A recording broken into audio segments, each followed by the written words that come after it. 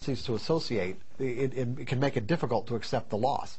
So a lot of times what people would have to do, and they also would find difficult to do, because a lot of times people get into trading because they want to impress their friends or their family, like, I'm a trader. Right. But what they might have to do is that when they graduate from paper trading, they might just, the amount of risk tolerance they have might only be just 10 shares, and risking $1 on those 10 shares. And you think, well, what's the point of that? Well, the point of that is that, when you can trade those 10 shares flawlessly based on whatever your methodology says, and do it without any fear or because you were able to make those trades in the paper. I mean, you made those trades in the paper. Then you can go to 20 shares and see how that feels. Then you go to 30 and gradually work your way up. And people aren't willing to gradually work their way up. This is a concept that we've never even talked about. I've never actually heard it put this way, Mark. I have to be honest with you, where you look at your paper trading account as kind of almost your goal, if you will. Almost like, this is where I could be if I was trading from a carefree state of mind. Absolutely. It's perfect. This is where I could be if I had that carefree state of mind. If I had the mental skills that allowed me to do exactly what I need to do without reservation, without hesitation, without fear. That's the way that we can, and that's, and that's basically what we're getting at. How do we use the methodology that we have and the capability and the potential of that methodology to its maximum? You need the mental skills to do it. You made reference before, both at WiseFest and earlier we talked about some events of pain, pain in your life. And a lot of our traders right now feeling some pain with what's been happening in the markets the past couple of weeks. Mark, is there, does a person have to experience this, a total drawdown on their account, a total loss in their account, where their account's almost wiped out or is totally wiped out, for them to make that change in their mind? I mean, does that have to happen? Does it have to be traumatic like that for them to realize, oh, I've got to change something? And I'm saying this, and obviously it can be done without that, but have you found that predominantly out there, in the people you've taught over the years, have people had to experience a high level of trauma before they can actually make the change? Or can someone, just in the normal course of every day with a little bit of dedication, actually? And I'm not trying to be rhetorical here. I really want a serious answer, because there's people out there right now that I'm sure are thinking the same thing. Do I have to lose my whole account? Does this have to happen for me to make a change? You aren't in pain right now, are you, Jared? What's that? Yeah.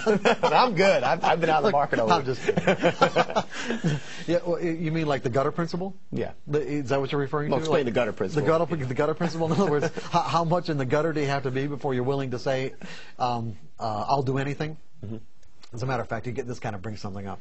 Is that when I was actively coaching, my coaching clientele basically fell into two broad categories. One was with traders who were already successful, who were already consistent, and what they wanted were, they wanted fine-tuning. Okay, they wanted creative ways of fine-tuning themselves so that they could actually increase the amount of money that they make over a year, or whatever. And then you had the other group was they're literally in the emotional gutter. Okay, they're so exasperated, they're so frustrated because of the potential that it's so obvious what the potential is, and yet there seems to be these invisible barriers that keep them from getting into that potential. That they come to me saying, "I'll do anything." And that's, now everyone has different tolerances of pain before they get to the point where they say, "I'll do anything," and mean it, and be sincere, and mean it. Well, and mean it. That's the whole thing. They got to mean it. Mark, we're wrapping up the show. We have a couple more minutes now. There was a couple points I know you wanted to make before we end up this show. And guys, just so you know, next show we're going to open up to phone calls and emails. So if you want to start lining up your emails or your phone calls, do that now. Mark, a couple more minutes to go. In this arena, I mean, is there any message you can give to our traders or any final thoughts, maybe a mantra, something? No, just basically, just to kind of, sum up what we've been talking about, that if consistent results are your objective, then you're going to have to learn how to think like a professional trader, because that's what they do. They make consistent results. That's why they're pros. That's why people give them their money to manage. That's why they have jobs where they actually trade for a living, because if they didn't make consistent results, they wouldn't keep their jobs. And so to do that, you have to learn to change the way you think about trading in a way where it doesn't cause you to have this potential to think that you're going to be disappointed or betrayed or put you into a state of emotional pain. It's like getting to that carefree state of mind. And once you get to that, once you shift your perspective, everything changes. It's not about being right or wrong. And when you really understand that, and then you go through the process of learning how to accept the risk of losing, then everything about your trading will change. So when the patterns present themselves, you trade them. You trade. You don't think about it. There's nothing to think about. It's like, don't think. There's nothing to think about. And you trade within your means. Except the risk and how you're going to take profits. But I'm saying the pattern itself, when the pattern presents itself, there's absolutely nothing to think about. That is the objective part about trading. You can know. Yes, there's no way you can know what the outcome is going to be. Mark, we do have another hour, like I said, Okay. so we've got plenty more time to go. One last thing I wanted to ask you real quick. We've used this word edge Yes. a couple of times. Right. A lot of our traders are not familiar with this word edge. I've used it on the floor. Edge to us was basically having a spread in there. In other words, if we had an option that was worth $1, the ability to buy it for 90 cents or sell it for $1.10. Mm-hmm. How do you define edge as a closing thought? Just simply, an edge is just a higher probability of one thing happening over another. That's all. Just a higher probability of one thing happening over another. But keep in mind that within the context of what we've been talking about, it's a higher probability happening over another over a series of trades.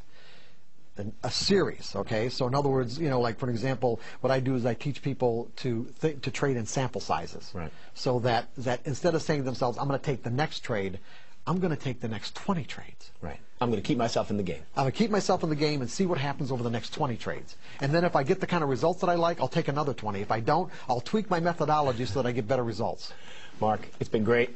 We'll see you back in a couple minutes. Guys, Okay. It is time for a break. We want you to get your questions in for Mark. You can give us a call at 1-866-WTV-WISE. That's 1-866-988-9493. Or you can send us an email to trader@wisetradetv.com. When we come back, we will answer your questions and talk more about psychology in today's markets. We'll see you back here in 5 minutes.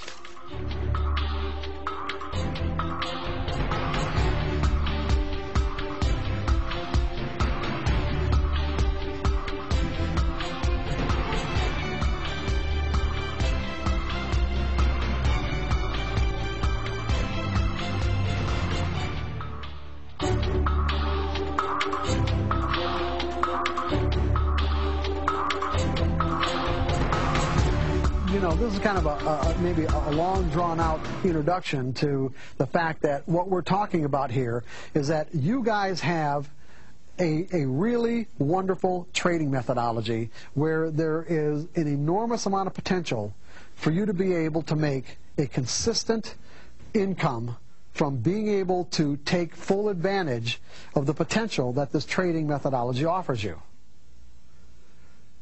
But I would say that there's probably, it wouldn't be unfair for me to say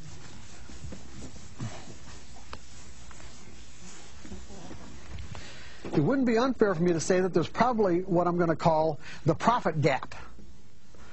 The gap between the potential and your bottom line results. This is the potential, and this is your bottom line results. Most people think that when they realize that this gap exists, that somehow learning more about the markets is what's going to fill it. And what you're here today to learn is that that is categorically not the case. You have to learn more about yourself and how you interact